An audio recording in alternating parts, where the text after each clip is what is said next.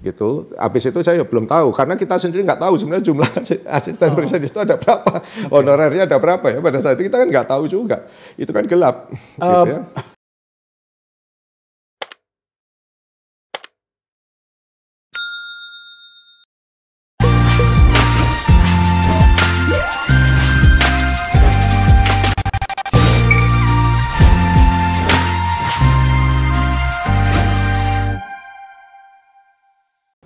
Seperti halnya menuju ke masa depan, ada banyak cara yang dilakukan oleh bangsa-bangsa. Salah satunya melalui riset. Ilmu pengetahuan melaju demikian cepat. Ilmu pengetahuan bergerak demikian cepat. Dan hal yang dibalik itu bernama riset. Kita tidak boleh tertinggal. Kita harus ikut pada arus utama itu. Bagaimana sih riset kita? Harus diakui kita babak belur. Setidaknya pada banyak tahun yang lalu. Pemerintahan Jokowi atau pemerintahan yang sekarang mencoba mendaur ulang. Saya tidak terlalu yakin apakah ini kata yang tepat untuk itu. Tapi untuk sementara kita terima itu. Mendaur ulang dan merancang ulang dan menyatukannya bernama BRIN. Badan Riset dan Inovasi Nasional. Untuk itu saya mengundang kepalanya. Orang pertama di Badan Riset dan Inovasi Nasional ini. Dr. Laksana Trihandoko. Ya, Lengkapnya seperti itu. Saja. Ya. Panggilannya Mas Handoko. Masih muda, sebelum di BRIN, dia mengendalikan LIPI sejak tahun 2018. Mas, saya terima kasih ya. Terima kasih ke sini ya. Pak Akbar. Ya, memang tampaknya jenengan harus agak banyak menjelaskan tentang lembaga baru ini. Karena ya memang banyak orang yang bertanya-tanya. Ya. Saya tidak boleh langsung ke Eijkman dulu. Kan hari ini kan soal Eijkman ya gitu ya. Saya pengen tahu dulu tentang organisasi ini sebenarnya. Organisasi BRIN itu menyatukan ya seluruh lembaga riset yang ada. Coba dijelasin Mas, apa saja dan mau dibawa kemana? Ya, jadi sebenarnya ide untuk mengintegrasikan, ya kita sebutnya integrasi ya Pak, ya, mengintegrasikan unit riset di berbagai kementerian lembaga, unit riset pemerintah, ya, unit riset pemerintah, bukan yang swasta tentu, itu sudah cukup lama, sudah cukup lama. Yang saya ikuti saja itu bahkan sejak 2013, begitu. Jadi yang saya ikut secara aktif ya, dan itu memang untuk menjawab problem fundamental riset kita. Yang kalau kami di internal itu kami ya kita 50 tahun ini hampir tidak bergerak, mohon maaf. Ya, gitu, tidak bergerak dari sisi apa kalau kita bandingkan dengan Malaysia misalnya ya. Gitu, sayangnya. Gitu. Jadi Malaysia tahun 70-an dia banyak belajar dari kita, Thailand juga sama, tapi sekarang kita semua tahu banyak tidak terpikir orang Malaysia belajar teknologi ke Indonesia, tapi banyak bahkan dosen di perguruan tinggi besar juga ya, periset kami pun di BRIN banyak yang belajar ke Malaysia.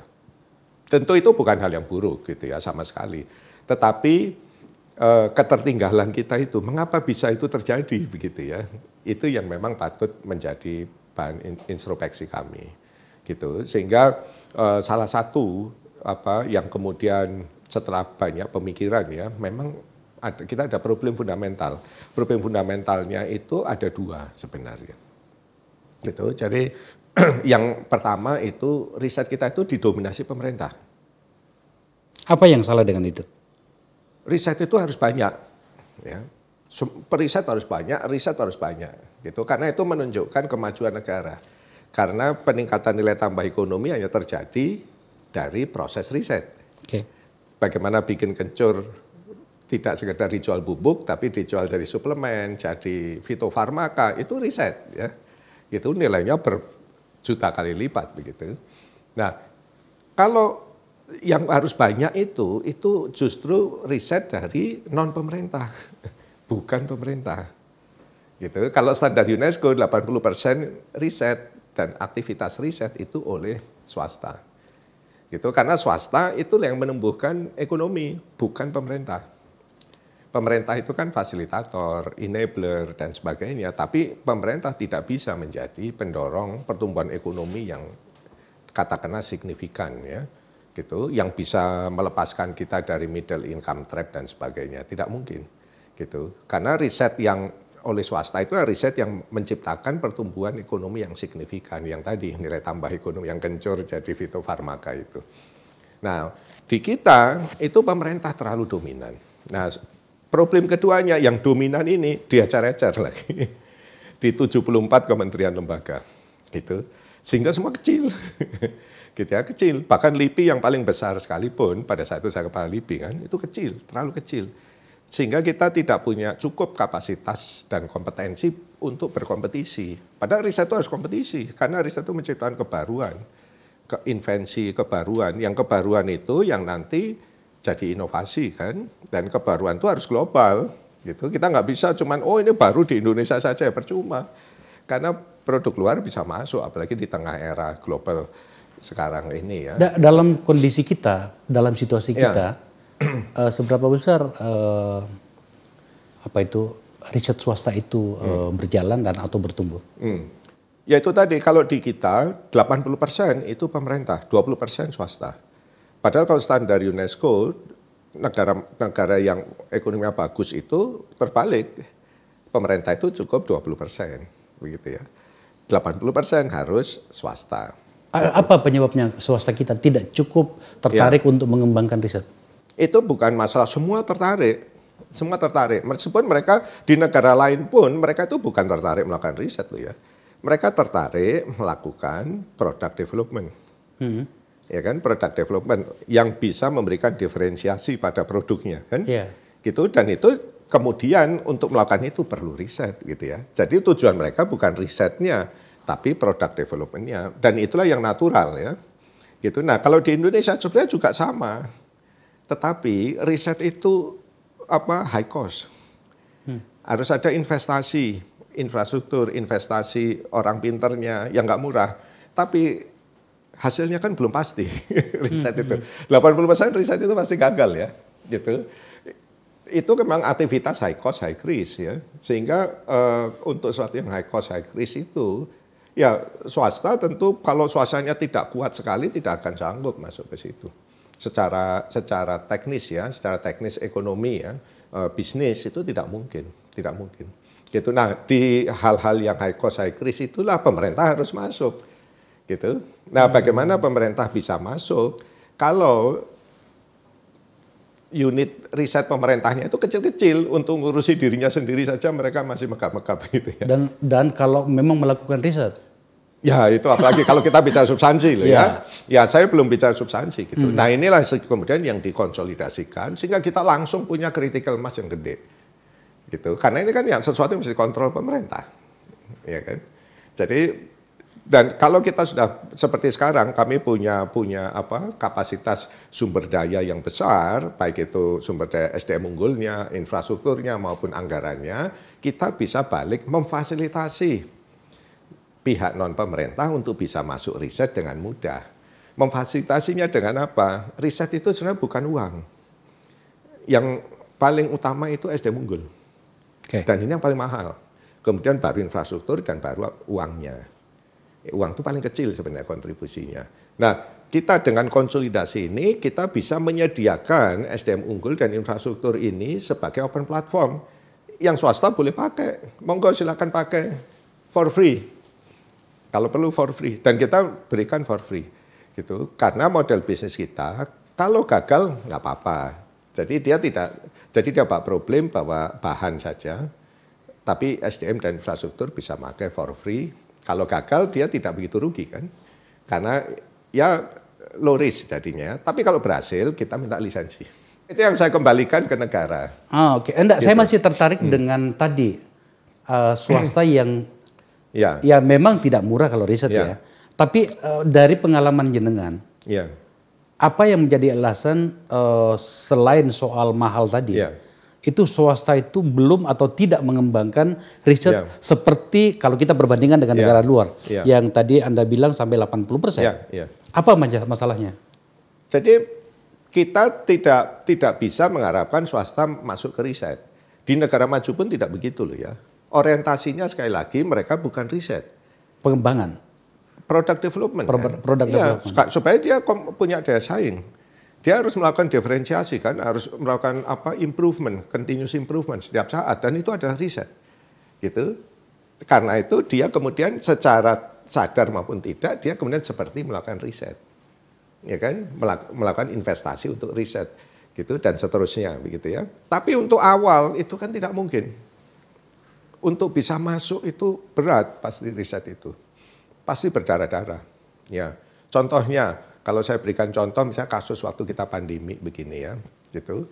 Kita mengembangkan dalam tanda petik fitofarmaka untuk anti COVID-19 yang punya efek lah khasiat untuk anti COVID-19 dari bahan alam lokal. Kita kan punya banyak bahan alam lokal ya Pak Akbar ya. Gitu. Tapi kenapa hanya dari 30.000 spesies yang kita ketahui tidak lebih dari 40 yang benar-benar jadi fitofarmaka dari 30.000 loh ya. Gitu. Karena untuk bisa meriset, oh ini punya senyawa aktif yang bisa memiliki khasiat ini, itu dan sebagainya, sampai level lab itu mudah. Relatif murah sampai lab ya, katakanlah kita istilahnya in vitro, itu mudah. Tapi untuk bisa benar-benar membuktikan bahwa dia itu berkhasiat, itu harus ada proses uji. Dan di situ uji mahal. klinis, itu yang mahal. Mahal dan high risk, karena biasanya 5% saja yang bisa berhasil. Jadi kalau secara global mereka bilangnya seperti industri eksplorasi minyak. Gitu. Kalau you hanya punya modal untuk gali 5 lubang, mending jangan masuk. Yeah. Harus punya modal minimal 100 lubang karena hanya 3-4%. Jadi dari 100 kalau keluar 3 lubang ya itu hanyut lah. Ya masih bisa balik modal. Nah, ini sama gitu. Contohnya tahun lalu kami di LIPI kita hanya sanggup sampai 3 formula dan itu total loss. Gitu ya. Tapi setelah jadi BRIN, saya tahun ini bisa berani saya keluarkan hibah uji klinis untuk 50 formula. Gitu. Jadi misalnya kalau kita, saya mau bikin untuk obat batuk, paling tidak ada 10 formula yang bisa berkhasiat untuk obat batuk, sehingga saya bisa melakukan itu langsung 10 formula. Tadi kan kalau swasta itu product development, ya. Riset mereka. Ya. Lah kalau pemerintah apa tujuannya? Jadi kalau secara global, riset pemerintah itu biasanya adalah riset yang memang swasta tidak bisa masuk. Yang terlalu big science. Atau itu yang memang tidak menarik untuk swasta. Tapi itu sangat penting untuk masa depan. Gitu ya, masa depan gitu ya. Jadi karena riset itu kan selalu orientasinya masa depan ya. Tapi swasta kan tidak bisa diajak terlalu masa depan gitu ya. Nah, jadi seperti itu. Gitu.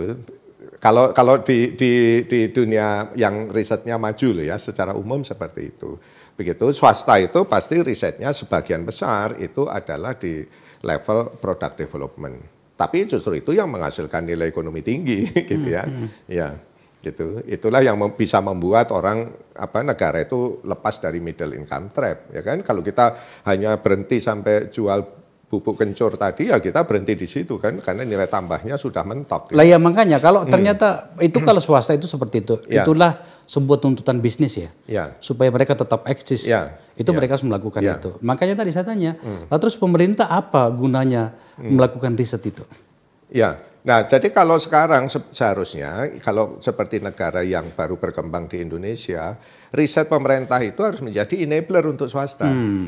Jadi kita mengambil risiko itu yang kami lakukan. Kita ambil alih risiko uji klinis, gitu. Kita bisa dengan BRIN kita bisa investasi 300 miliar setahun untuk 50 formula, gitu ya. Setidaknya 3, 4, 5, 6 formula ya.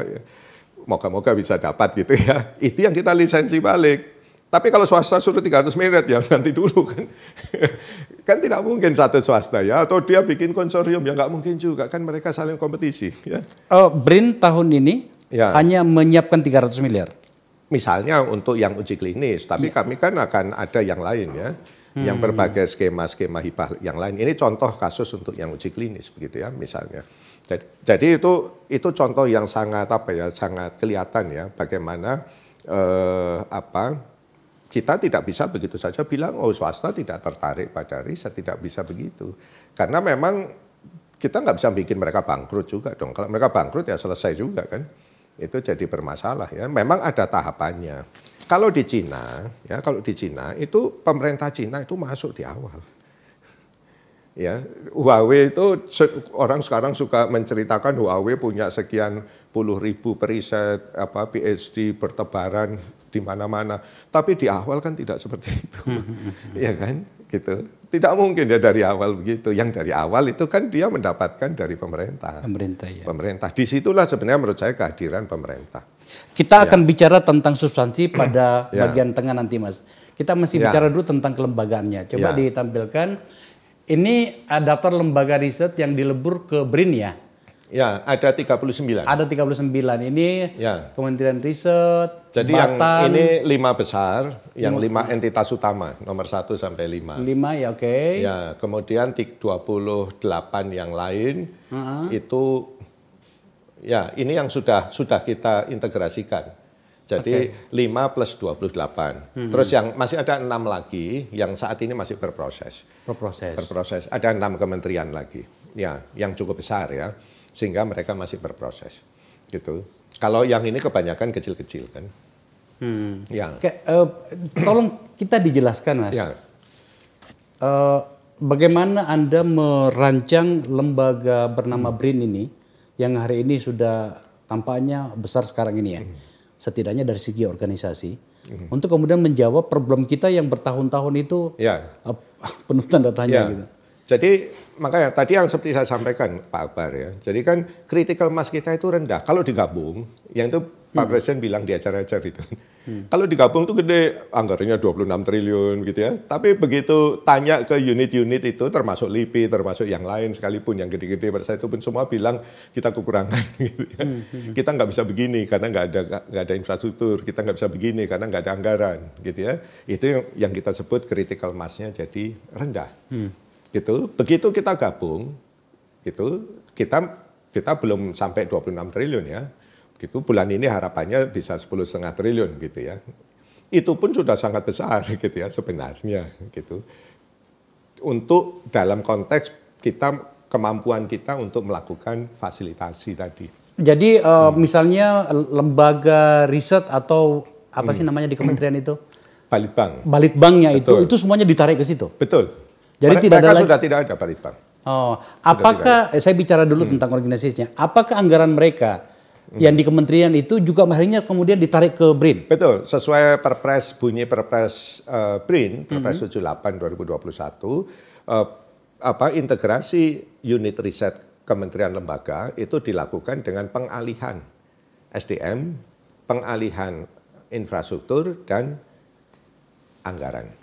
Dan juga programnya tentu saja. Ya. Sebelum digabungkan seperti ini, pada 39 ya, lembaga semuanya yang disatukan itu totalnya berapa APBN yang mereka pakai? Kalau catatan dari Kementerian Keuangan ya, yang selalu disitir Bapak Presiden, itu untuk tahun 2018 itu ada 26 triliun. 26 triliun. 26 triliun. Termasuk kami yang ada di di 5 besar tadi 5 besar, ya. Apa yang dihasilkan pada masa itu, Mas? Wah, tentu kita sulit mengaksesnya ya, gitu. Ya, tentu banyak gitu. Tetapi jadi begini, kalau saya melihatnya begini Pak Akbar. Jadi riset itu sebenarnya bukan riset itu tentu melakukan riset menghasilkan iptek lah ya, apapun itu ya, gitu. Tetapi sebenarnya bukan itu yang utama. Gitu, kontribusi riset ke pertumbuhan ekonomi, kemajuan suatu negara sebenarnya bukan itu. Gitu. Kontribusi yang utama karena risetnya itu sendiri kemungkinan besar gagal. Gitu ya. Kalau kita bicara riset sebagai riset ya, gitu. Sebenarnya kontribusi utama yang pasti itu adalah pembentukan SDM unggul. Itu yang intangible ya. Karena pembentukan SDM unggul itu tidak bisa hanya melalui bangku kuliah. Itu kan teori ya, gitu. Tapi begitu masuk aktivitas riset, dia tuh akan diajak berpikir critical thinking, deep learning-nya dan sebagainya itu sampai di level yang outstanding. Karena dia diajak untuk memecahkan problem real. secara saintifik, kan gitu ya. Jadi itu yang pasti berhasil, gitu ya. Itu yang pasti berhasil. Itu sebabnya Pak Jokowi punya program manajemen talenta nasional untuk riset dan inovasi, gitu ya. Kenapa riset dan inovasi ya? Karena talenta riset itu sebenarnya SDM unggul yang kita harapkan, ya, yang basisnya itu memang harus aktivitas riset itu sendiri. Meskipun mungkin risetnya itu kebetulan tidak berhasil, misalnya ya, gitu. Nah, itu yang kurang terjadi selama ini, gitu. Belum lagi kita bicara aktivitas riset itu menjadi fasilitator bagaimana tadi swasta dan sebagainya melakukan product development. Karena apa? Karena semua bekerja berbasis project, gitu. Jadi mereka orientasinya menyelesaikan proyek sebenarnya, bukan melakukan riset sebagai riset, gitu. Itu yang salah satu yang analisa kita sejak lama ya, bahwa ini yang membuat kita 50 tahun itu. Ya. Ya. Dan salah satu pertanyaan besar soal riset itu diarahkan kepada perguruan tinggi, Pak Handoko. Ya. Menurut Anda apa yang terjadi dengan perguruan tinggi kita hingga kemudian begitu jauh dari kalau kita perbandingkan misalnya dengan karakter keilmuan di Amerika atau di negara-negara maju? Nah, itu sebenarnya problemnya sama, Pak Akbar. Problemnya sama, gitu. Karena perguruan tinggi, perkembangan ilmu, iptek di perguruan tinggi itu basisnya aktivitas riset yang dilakukan oleh dosen bersama khususnya mahasiswa pasca. Itu sebabnya kalau indikator kemajuan riset suatu negara itu salah satunya itu adalah kalau dari sisi SDM itu rasio pasca sarjana dibanding sarjananya, gitu. Jadi kalau pasca sarjana masih sedikit itu artinya risetnya nggak maju, kemungkinan besar ya, gitu. Dan memang itu yang terjadi ya. Di lain sisi mereka juga memiliki problema yang sama dengan kami di lembaga riset, yaitu critical mass-nya rendah. Karena mereka tidak sanggup membeli peralatan juga. Kalaupun sanggup, nanti operasional dan maintenance juga yang berkesinambungan ya, itu kan juga berat misalnya. Di lain sisi, kalaupun beli bisa jadi utilisasi sangat rendah. Karena critical mass aktivitas risetnya sendiri rendah. Gitu. Itu sebabnya waktu di LIPI saya cobakan open platform tadi. SDM dan infrastruktur riset uang kita habiskan banyak di situ, tapi kemudian kita open bisa untuk industri, bisa untuk kampus dan sebagainya. Sehingga utilisasi itu naik dan otomatis kolaborasi itu yang alami ya, itu terjadi karena semua orang ngumpul ke tempat alat itu kan misalnya ya. Gitu. Pembicaraan soal riset itu belum terlalu familiar bagi publik kita, Mas. Itu kadang-kadang dianggap bahwa itu hanya milik kaum intelektual saja atau kampus bahkan gitu ya. Sebenarnya kalau kita bertanya tentang apa sih pencapaian dunia riset kita selama ini, bagaimana kita harus menjawabnya, Pak Kepala? Itu sebenarnya misleading yang paling besar.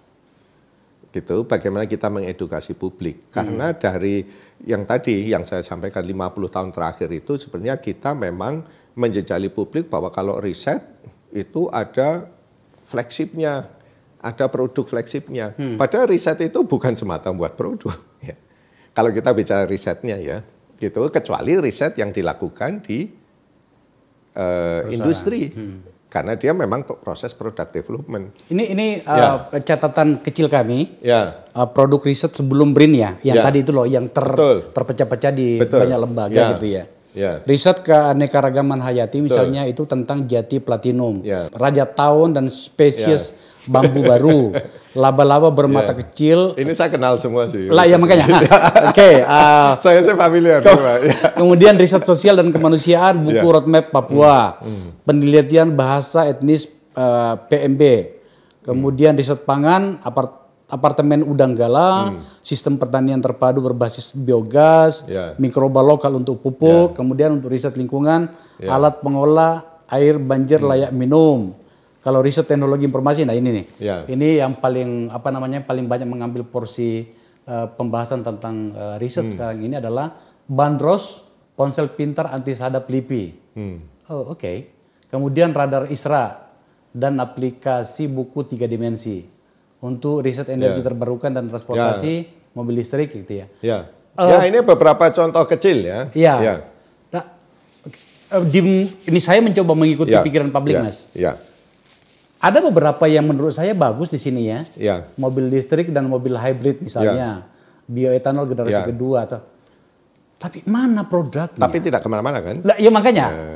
Itu kuncinya. Karena apa? Karena kita selama ini, kita itu dididik seolah-olah kita itu menjadi provider teknologi. Kemudian nanti ada industri yang menjadi konsumen teknologi yang kita provide itu. Ya, Padahal best practices global tidak seperti itu. Tidak pernah terjadi seperti itu. Gitu. Yang terjadi itu sebenarnya adalah kolaborasi antara industri dengan periset, kolaborasi yang bermula dari interaksi. Gitu ya. Jadi misalnya kalau kita bicara katakanlah mobil listrik misalnya ya. Itu kalau bicara sesuatu yang sifatnya sudah dihilir, itu kan sebenarnya di level product development ya Pak Akbar ya. Nah, industri yang berkepentingan dengan product development itu, kemudian dia karena dia punya relasi sama ini sama ngopi-ngopi, teman ngopi dan sebagainya. Terus yuk kita kerja bareng aja. Itu saya bisa itu coba kita. Sebenarnya relasinya seperti itu. Nah, bukan relasi transaksional. Nah, begitu itu terjadi, ya ini saya tahu semua ya. Ini menjadi berhenti. Karena kita seolah-olah kita ingin menjadi provider teknologi. Lah terus apa gunanya kita bikin ini? Nah, ya itu yang jadi problem. Gitu. Wow. Makanya itu yang kita ubah sekarang kan polanya, bahwa karena selama ini kita itu karena berbasis project, kita itu ini project saya kan, saya mau melakukan ini gitu. Itu fine-fine aja, dia melakukan sesuai pikirannya ya. Gitu. Tetapi kalau dia melakukan misalnya radar atau mobil listrik misalnya, tanpa dia mengajak pihak industri yang tahu market ya, tahu karakter konsumennya dan seterusnya, itu tidak akan kemana-mana. Sebegitu payahkah arah dan pengembangan dan skenario riset kita selama ini? Persis, itu yang saya sampaikan bahwa itulah namanya budaya riset kita belum terbentuk, literasi iptek juga belum terbentuk. Tidak hanya di kalangan periset tentu ya, tapi juga dari sisi industrinya. Karena industri melihat kita itu seolah-olah itu karena dominasi pemerintah, Pak. Gitu, karena dominasi pemerintahnya kan selama ini project based. Ya kan, sehingga kan dia, saya punya uang kok, saya mau melakukan sendiri, dia nggak mau dengerin itu. Sebenarnya kan kalau logikanya, meskipun didominasi oleh pemerintah, tetapi kemudian hasil risetnya itu ada salurannya dalam berbagai bentuk, barangkali kerjasama dengan pihak industri segala macam, kan nggak apa-apa, Mas. Justru itu yang sekarang strategi memang kita ubah. Contohnya itu yang saya sampaikan bahwa itu salah satu bentuk mentalitas ya, yang kurang pas, begitu ya. Ya, pemerintah sebenarnya nggak masalah itu pemerintah bukan pemerintah ya. Tapi kalau mohon maaf kalau bahasa saya itu ya jangan mental PNS begitu. Kalau PNS kan begitu karena dia cenderung punya proyeknya begitu ya. Jadi ya kalau yang sekarang kami lakukan misalnya kita itu beri anggaran untuk riset ke teman-teman internal kita itu tidak bisa untuk risetnya secara keseluruhan. Kita sengaja. Kita beri hanya 20%, 25%. Gitu. Itu semacam seed funding. Gitu. Sehingga dia akan terpaksa mencari keluar. Dan itu kita jadikan indikator kinerja. Gitu, bahwa dia harus mendapatkan external funding dari luar misalnya ya. Gitu. Itu membuat dia mau mendengarkan. Sebenarnya orang luar itu banyak membutuhkan karena dia itu ingin melakukan product development berbasis riset tapi tidak sanggup menghadapi risiko tinggi tadi kan. High risk, high cost itu tidak mungkin dia sanggup handle. Iya, makanya kita sering mendengarkan bahwa sumber daya Indonesia itu luar biasa. Katakanlah misalnya untuk mikroba. Katanya kita sangat kaya sekali. Persis. Tapi kan hanya berhenti sampai di situ. Persis. Kita berhenti di lab, di in vitro tadi. Iya. Kita pengen tahu sebenarnya selanjutnya apa gitu loh. Iya, persis. Dan kita sudah bertanya seperti itu bertahun-tahun gitu loh. Iya, persis. Mengapa semua berhenti? Ya kan? Mengapa N250 berhenti? Ya kan? Mengapa yang lain juga berhenti? Ya, gitu. Sebenarnya bukan kalau saya dari sisi manajemen riset saya tidak menyalahkan industri. Gitu. Industri tidak akan pernah saya salahkan. Karena kita pemerintah, kalau kita pemerintah kita itu yang ngatur kan. Gitu sebenarnya ya, justru kita yang harus membuat ekosistem yang di mana industri itu cukup merasa ya yang ekosistem atraktif untuk mereka masuk. Karena kita tahu mereka itu sangat perlu. Mereka itu mengangankan punya produk yang keren gitu, tapi mereka tidak sanggup kalau harus melakukan sendiri, dan itu kita tahu persis gitu. Makanya saya sampaikan sudah, yuk Pak, problem datang ke tempat saya, pakai periset saya, pakai peralatan saya for free, sampai saya begitukan. Dan periset saya tidak saya kasih uang full juga untuk melakukan riset dia. Karena berharap kita kerjasama dengan pihak persis luar. Supaya dia mau mendengarkan mereka. Coba sampai kita lihat hasilnya bagaimana kita bisa langsung lihat di pada global competitive index kita gitu ya. Ini mana, ini coba lihat ini. Kondisi riset dan inovasi sosial. Global competitive index rendah, global innovation index rendah ya. Ini coba lihat. Peringkat GCI kita tahun 2019. Ini tahun 2019 ya menurut saya. Kita belum mendapatkan 2020 apalagi 2021. Itu peringkat 50. Bandingkan misalnya dengan Singapura. Ya dengan Malaysia saja rendah. Jangan terlalu anu lah, kalau Singapura Amerika terlalu jauh ya. Malaysia saja kita jauh kan kalah. Terus kemudian skor riset dan pengembangan kita itu 23,2%. Jauh bisanya diperbandingkan dengan negara-negara lain. Riset pengeluaran riset dan pengembangan 0,1%. Ya, sebenarnya riset pengembangan itu 0,31 sebenarnya. 31? Ya, 31. Tapi itu masih jauh dari standar UNESCO yang 1%. Makanya saya tanya, 10, ya, itu harapannya. Saya belum tahu persis ya. Loh, sebenarnya berapa mau dikasih? Yang sudah pasti baru 6,1. Nah, oke, kita anggaplah kita 10 ya. 10 itu cukup masih berproses Januari ini. Oke. 10 cukup nggak untuk mengembangkan seperti perintah presiden dan apa rencana-rencana Anda? Kalau saya sebagai manajemen riset, saya dengan yakin menyampaikan bahwa saya tidak pernah menuntut berapa. Berapapun yang diberi akan saya optimalkan.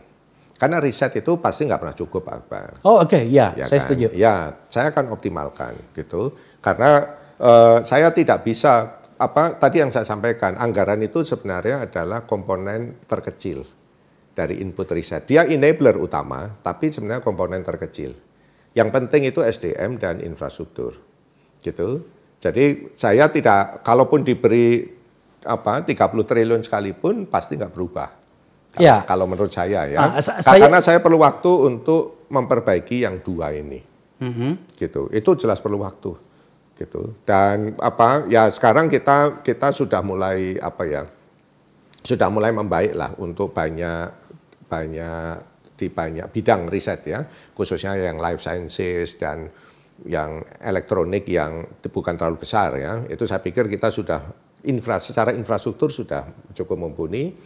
Nah, dengan infrastruktur yang mumpuni saya baru bisa menggait SDM terbaik, termasuk para diaspora, gitu ya. Dan ini kan berapa sekarang periset Anda? Jadi kalau bicara jumlah periset cukup besar. Dari sekarang ini di BRIN ada secara mungkin kalau semua sudah terintegrasi itu bisa 14.000 periset. Bukan total. Total. Ya, perisetnya mungkin sekitar 9.000. 9.000. Ya, tapi masalahnya bukan jumlah. Masalahnya kan SDM unggulnya. Nah, Mas, gini, pertanyaan publik itu begini. Saya cuma mencoba untuk mewakili publik. 10,5 itu tentu saya agak paham bahwa namanya riset itu tidak akan pernah cukup. Semakin banyak semakin bagus dan produknya akan semakin bagus pula. Tapi katakanlah 10,5. Seberapa jauh kira-kira lompatan yang bisa kita capai dengan angka itu? Kalau menurut saya pasti cukup jauh, sudah bisa cukup jauh. Asal kita konsisten melakukan perubahan di dalam. Seperti apa? Ya, misalnya, jadi selama ini kita itu meluncurkan satelit mikro ya, itu 2 tahun hanya 1 biji, dalam 2 tahun ya. Hanya 1 biji. Hanya 1 biji, ya bernilai kurang lebih 100 miliar, gitu. Tapi kemarin saya bilang kita bikin dalam 5 tahun 20 satelit, gitu. Tidak hanya yang mikro, termasuk yang reguler, yang kelas setengah ton, gitu. Sehingga kita bisa mandiri. Itu untuk kebutuhan apa ya? Itu untuk remote sensing, ya kan selama ini kita beli loh ya, ratusan miliar tuh Pak setiap tahun beli data, gitu dari satelit orang lain, ya. Gitu. Padahal yang kita bisa beli data itu hanya data yang di daerah Indonesia. Beli satelit dari yang lain maksudnya gimana? Beli datanya, data citra. Kita kan punya satelit. Oh, tapi kan tidak bisa dipakai untuk itu. Itu kan satelit komunikasi. Sementara yang kita butuhkan satelit data. Ya, satelit remote sensing utamanya ya. Ya multi purpose sebenarnya, tapi remote sensing. Karena area Indonesia itu kan panjang, bukan kontinen ya. Jadi kita sebenarnya sangat tergantung pada satelit untuk melihat cuaca, melihat perubahan laut, bisa untuk pemetaan zonasi tangkap ikan, untuk kebakaran hutan, macam-macam ya, termasuk pemetaan ya. Gitu, dan itu kan kalau kita nggak punya, kita beli data. Saya buat menjadi sederhana, gitu. Mas, supaya bisa dipahami oleh penonton kita. Banyak bahasa yang barangkali belum bisa dicerna dengan baik oleh banyak orang.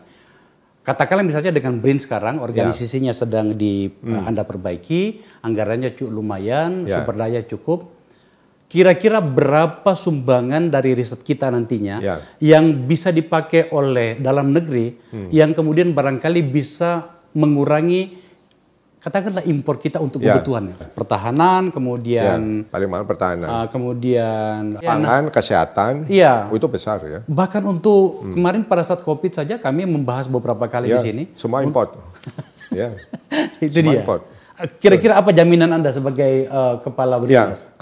Kalau saya sebagai manajemen riset ya, itu saya harus bersikap humble, gitu ya. Jadi karena manajemen riset itu tidak boleh mentargetkan sesuatu, karena riset itu bisa gagal, ya Pak Akbar ya. Tapi yang saya bisa jamin adalah dengan infrastruktur dan SDM yang kita miliki, pelaku usaha kita bisa melakukan product development berbasis riset dengan mudah. Gitu. Sehingga kita bisa berharap, karena mereka itu sebenarnya yang bikin produk, Pak. Tugas riset di kami itu bukan bikin produk. Kalau kita bikin produk itu justru berbahaya sebenarnya. Gitu. Jadi karena produk itu kan integrasi sistem ya, integrasi banyak komponen. Tugas kita itu kan mencari teknologi kunci yang membuat itu jadi ada diferensiasi. Gitu, Iya. Gini Mas, saya ubah lagi pertanyaan saya supaya kita bisa dipahami dengan luas oleh masyarakat. Apa sih produk riset kita misalnya katakanlah di LIPI? Anda pernah memimpin LIPI. Apa saja produk risetnya LIPI yang bisa dipakai katakanlah untuk dunia pertanian? Lawang yang kita lihat di lapangan itu semuanya mesinnya dari Jepang, sekarang dari Cina. Betul. Supaya ada perbandingan bagi kita. Ya sekarang saya berikan contoh ya, bagaimana dengan perubahan manajemen itu apa yang kita hasilkan bisa masuk diterima market ya. Contohnya yang ventilator yang tahun lalu ya, gitu. Itu kan banyak tuh kekurangan ventilator, kemudian banyak yang develop, begitu ya. Tetapi berapa sih yang bisa masuk pasar beneran sampai sekarang? Ya, praktis itu hanya yang punya teman-teman kami yang di Bandung. Gitu. Karena apa? Karena dia sejak awal itu bersama-sama dengan mitra usaha. Mereka itu seingat saya adalah distributor alat kesehatan tadinya. Gitu. Begitu mereka lihat peluang ada ventilator, ya karena semua sudah kita buka pada saat itu ya, kalau di LIPI ya kan sudah 3 tahun kita lakukan, mereka kemudian ya entah bagaimana pokoknya terus jadi kenal dan gabung sama teman-teman kami ini, teman-teman yang belum pernah ngerjakan, orang-orang elektronik memang, tapi dia belum pernah tahu alat kesehatan ya, khususnya ventilator. Nah itu mereka mengembangkan produk itu bareng, dan itu yang sekarang dapat izin edar reguler ya, dan itu bisa dijual. Gitu, yang lain kan tidak dapat ya, hanya izin edar darurat dan akhirnya tidak terjual gitu ya, karena tidak well proven misalnya ya. Karena proses well proven itu membutuhkan mitra, gitu. Karena mitra itu yang lebih cerewet sebenarnya dari siapapun ya. Kalau kita ngerjain sendiri itu nggak akan kemana-mana, Pak.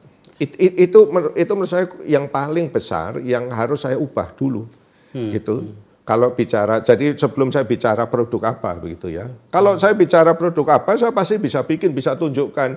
Tapi apakah dia bisa terjual atau tidak? Nah, iya makanya. Itu problem. Iya. Tadi kan kita sudah lihat beberapa Persis, contoh ya. Oke, Mas, saya harus menyebut satu lembaga riset yang dilala banyak diakui orang, bahkan dunia.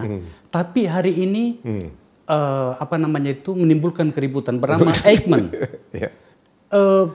Coba lihat, kita lihat datanya Eijkman dulu ini. Yeah. Ini Anda bubarkan, memang kan dia bukan apa ya namanya itu lembaga riset di bawah negara ya.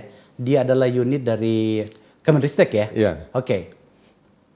Kenapa harus membubarkan sebuah lembaga hanya karena alasan administratif, sementara mereka itu kelihatan produknya, Mas, dan dikenal oleh dunia. Itu pertanyaan yang paling besar. Kita tidak pernah membubarkan loh ya. Iya, bukan membubarkan, justru tetapi kita mengkonsolidasikan apalah istilahnya. Bukan, tapi kita jadikan lembaga malah sekarang. Yang mereka tadinya tidak eksis ya, sebagai lembaga secara pemerintahan ya, secara regulasi. Gitu, mereka kan sekarang jadi lembaga betul. Pusat Riset Biologi Molekuler Eijkman. Tidakkah selama ini mereka sebuah lembaga? Tidak, karena dia unit proyek. Gitu. Unit proyek, bukan lembaga. Gitu. Jadi dia ada APBN loh ya yang dipakai besar. Iya. Maksud saya Eijkman kan sebuah lembaga. Dia sebuah lembaga, Anda bilang tadi bahwa akan mendapat anggaran untuk itu, kemudian mereka mengembangkannya, ada produknya, dikenal orang, apa masalahnya? Bukan, dia tidak jadi lembaga, belum. Itu namanya saja Lembaga Biologi Molekuler Eijkman, tapi itu unit proyek. Unit proyek. Dibawa ke Menristek. Iya, sehingga para periset di dalamnya tidak ada jaminan. Gitu. Itu kan penting, jaminan. Kan tadi saya sampaikan bahwa SDM unggul itu nomor 1. Keberlangsungan SDM unggul itu nomor 1. Oke. Gitu. Riset itu bukan lembaganya yang penting itu SDM-nya. Ya kan? Kalau kita nggak bisa jamin SDM-nya, SDM-nya diperlakukan sebagai tenaga administrasi dari sisi pembayaran gaji hak finansial lah ya, gitu. Dan itu problem sudah lama ya. Mereka selalu minta bantuan gimana ini kami bisa dijadikan peneliti dengan hak finansialnya. Ya nggak bisa karena lembaganya belum jadi lembaga, gitu ya. Gitu. Itu problem yang paling jadi basic ya. Suara yang keluar paling dari Eijkman sekarang ini yang beredar di ruang publik itu sebenarnya suara apa itu? Ya saya kurang tahu ya. Mungkin karena mereka kurang paham gitu ya kondisi sebenarnya begitu. Jadi itu yang kita lembagakan dulu pada tanggal 1 September. Tapi kan mereka bagus-bagus atau biasa-biasa saja? Ya kalau periset honorer lama di Eijkman ya kan ya kalau memang bisa keluar negeri ya kan dari dulu pasti sudah keluar negeri. Ngapain jadi asisten periset honorer? Betul tidak? Gajinya berapa? Loh, iya. Ngapain jadi asisten periset honorer? Itu yang saya tidak paham juga gitu. Kenapa kalian hanya mau jadi asisten periset honorer gitu ya? Hanya S1 atau S2 terus 10 tahun, 7 tahun, 6 tahun gitu. Saya tidak paham gitu ya. Padahal kita punya program untuk mempercepat supaya anak-anak umur 27 sudah PhD. Karena PhD itu kan kualifikasi minimal. Untuk dia bisa apply grant, untuk dia bisa postdoc, untuk bisa dia dapat permanent position di luar negeri. Kalau dia belum S3 nggak mungkin dia dapat permanent position di luar negeri. Gitu. Ya kalau jadi asisten periset lagi ya nggak tahu saya ya. Gitu. Tapi kan itu posisi yang nggak bagus gitu ya. Itu sebabnya yang sudah S3 kita kita tawarkan untuk jadi ASN. Apakah dengan jadi PNS atau P3K. Kalau yang belum S3 kita tawarkan jadi asisten periset kembali. Tetapi dia harus menjadi mahasiswa aktif. Itu syarat dari saya. Apa namanya respon dari mereka? Ya, kita bicara Eijkman. Oh sudah, saya dari bulan Mei sudah saya sampaikan kan. Ada yang terima? Banyak yang terima atau gimana? Ya saya kurang tahu berapa yang terima, tapi yang saya tahu minimal bulan Oktober itu ada 7 yang asisten periset loh ya. Gitu. Habis itu saya belum tahu karena kita sendiri nggak tahu sebenarnya jumlah asisten periset itu ada berapa, honorernya ada berapa ya. Pada saat itu kita kan nggak tahu juga. Itu kan gelap. Gitu ya. Gitu. Periset utamanya itu gimana Mas? Menerima tawaran Anda atau negara dalam hal ini atau gimana? Yang saya tahu sebagian besar menerima dong ya. Kalau yang sudah S3 kan ya kan itu menarik ya kan. Jadi dia bisa mendapatkan hak finansial sebagai periset ya kan. Dan itu jauh loh ya, hampir 3 kali lipat gitu. Ya saya tidak tahu kalau mereka dapat penghasilan dari yang lain ya, tapi kalau bicara yang formal yang resmi kan itu jauh. Ya. Saya yang paling mengganggu saya itu gini Pak Kepala. Administratif adalah satu masalah. Memang harus dirapikan. Begitulah layaknya sebuah organisasi kan. Tapi secara produk, tidakkah produk-produk Eijkman itu bagus dan diakui dan banyak gitu? Bagus, bagus, bagus. Ya justru karena saya ingin produknya itu semakin bagus. Dan kita bisa berkesinambungan, ya. Gitu. Saya tidak mungkin membuat kesinambungan program di situ kalau orangnya aja nggak jelas. Ini bukan masalah administrasi, ini masalah substansi, bukan masalah birokrasi sama sekali. Gitu. Bahwa meminta mereka menjadi periset berkualifikasi minimal S3 itu masalah substansi loh ya. Calon periset di BRIN itu mulai tahun ini yang kita buka 325 posisi itu minimal S3. Kalau di LIPI sudah dari 3 tahun yang lalu. Gitu. Itu basic, ya kan? Basic gitu. Gimana kita mau mengejar Malaysia tadi kalau kita masih harus berkutat dengan apa? Ini masalah substansi bukan birokrasi. Iya, gitu. Tetapi memang ada aturan birokrasi juga yang mendorong kita untuk tidak melakukan itu lagi, ya. Gitu ya sekaligus. Makanya kita punya program-program afirmasi, ya kan? Membuat yang masih S1, S2, ya kan, yang asisten periset honorer itu supaya dia bisa tetap jadi asisten periset tapi harus jadi mahasiswa aktif. Supaya 3 tahun lagi dia bisa jadi, harapan kami ya, bisa jadi PhD sehingga eligible untuk kita rekrut menjadi periset yang permanen. Mas, gitu ya. Gitu.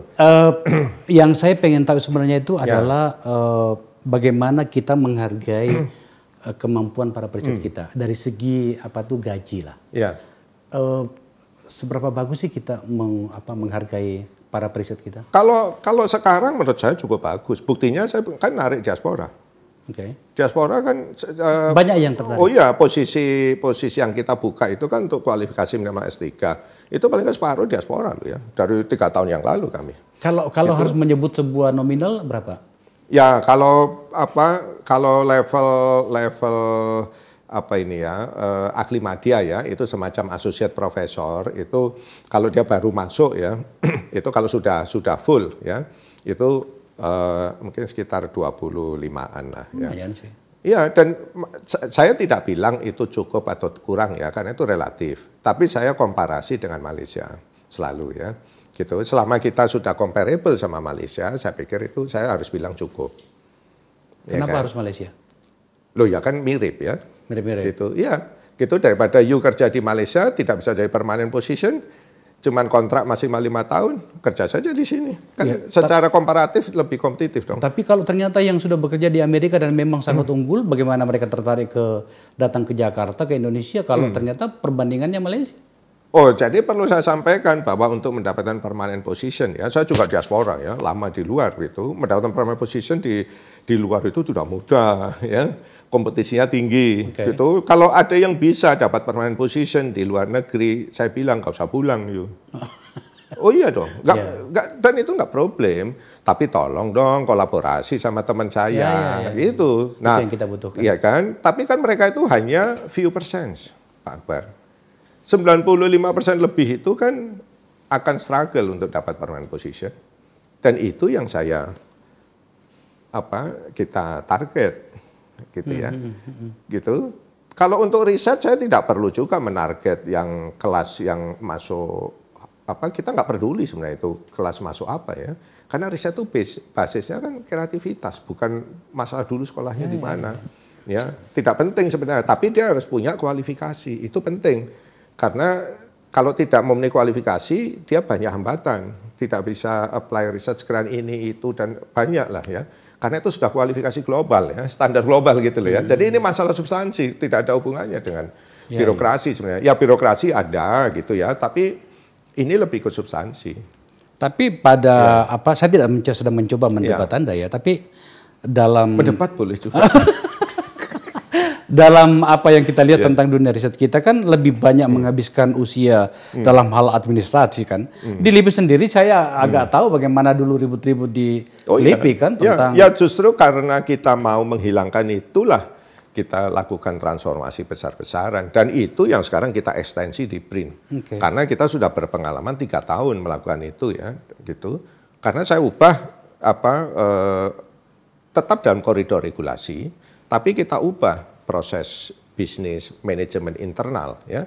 Problem kita itu ada di situ, bukan ada di regulasi sebenarnya. Regulasinya nothing wrong dengan regulasi. Dan di LIP itu berhasil modelnya itu dilakukannya? Oh iya, gitu. Makanya itu yang saya ekstensi. Itu alasan Anda menjadi ditunjuk oleh Presiden? Wah, itu saya walau-walau saya kurang tahu juga. Ada satu pernyataan Anda sebelum kita berakhir. Ada satu pernyataan Anda yang banyak dibicarakan orang. Saya ingin bertanya langsung kepada Anda. Ini, Kepala BRIN sebut kehadiran Megawati untuk dukungan politik. Untuk politik, Ibu Mega kuat sehingga memastikan kami didukung secara politik. Apa urusannya politik dengan dunia keilmuan yang harusnya menjadi concern Anda gitu? Pak Akbar politisi kan? Oh, saya politisi. Tapi saya menghargai dunia intelektual, dunia riset yang menurut saya politik tidak boleh masuk ke situ. Oh, tidak. Urusan apa yang tidak yang tentu saja. Dalam konteks kita saya paham. Tapi saya mau bertanya ini dalam tidak hanya konteks apa Indonesia ya, di negara manapun. Semua Science Council itu dikepalai oleh kepala pemerintahan. Perdana Menteri kalau di Jepang, ya kan? Ibu Mega bukan Perdana Menteri? Oh iya, presiden. Tapi kan di atas saya Presiden. Gitu. Itu sudah kita punya Dewan Pengarah yang bukan periset. Gitu. Karena apa? Karena kita semua periset. Gitu ya. Coba tampilkan orang-orangnya siapa aja sih di BRIN itu? Ini. Nah kan? Kan beragam kan? Dewan Pengarah. Dari akademisi perguruan tinggi. Ketua, Menteri Keuangan, Wakil Ketua. Ada pengusaha. Ya. Ada mantan birokrat. Gitu. Karena apa? Gini Pak Akbar, di Indonesia seperti tadi kita diskusikan ya, ekosistem riset dan inovasi kan belum terbentuk, ya kan? Apapun alasan permasalahan ini ya, seperti tadi saya jelaskan ya panjang lebar. Tapi untuk memperbaiki ini itu perlu dukungan banyak pihak. Tidak mungkin tidak. Tidak bisa hanya komunitas periset yang melakukan. Tidak bisa. Gitu. Karena apa? Karena notabene saat ini kita masih sangat tergantung pada 80% pemerintah. Ya kan? 80% pemerintah itu artinya apa? Ya saat ini kan begitu. Belum terbalik seperti di luar negeri. Belum 20% ya, swasta 80%. Pada saat itu pemerintah sudah less dominan, ya kan? Tapi saat ini kan kita masih 80%. Gitu. Kalau kita mau memperbaiki ini, tetap dukungan politik itu perlu, karena saya kan harus ke DPR kalau untuk mendapatkan anggaran. Ya, fraksinya Ibu Mega juga besar di sana memang. Tapi lagi-lagi kalau di sana ditolak selesai sudah. Bukan begitu. Tapi kan atas nama masa depan harusnya tidak terjadi seperti itu, Mas. Atas nama keberlangsungan ilmu pengetahuan di bangsa ini, harusnya argumen-argumen seperti itu tidak lagi mengemuka. Oh, tidak. Itu salah. Di luar negeri pun sama persis sama. Di Jerman, di mana-mana. Gitu. Sama. Jadi harus dibedakan antara kemandirian riset dan periset, ya kan? Dengan hal yang tadi. Kemandirian riset dan periset kan tetap kita jaga, ya kan? Gitu. Kan itu yakin? Tidak ada urusannya. Iya. Yakin Anda bisa menjaga BRIN? Oh jelas, pasti. Saya juga periset ya. Oh ya, pasti. Kalau periset aja tidak, karena kita itu tidak ngurus periset, Pak Akbar, di manajemen kita. Manajemen kita itu hanya di awal Januari kita tanya mau ngapain, akhir Desember kita tanya output lu mana. Sepanjang tahun kita nggak pernah urus mereka. Kita hanya fasilitasi mereka, tapi kita tidak mengikuti proses. Itu manajemen riset yang paling baik. Gitu. Karena itu kan ada dari buah pikiran kreativitas mereka. Tidak mungkin kita masuk di situ. Tidak ada sejarahnya bisa masuk. Tidak mungkin. Jadi kita tidak akan buang waktu di situ.